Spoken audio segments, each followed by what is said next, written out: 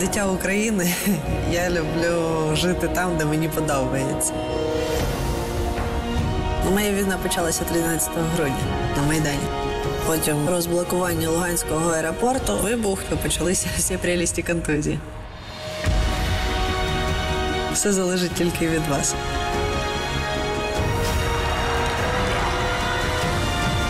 Підтримай нескорених.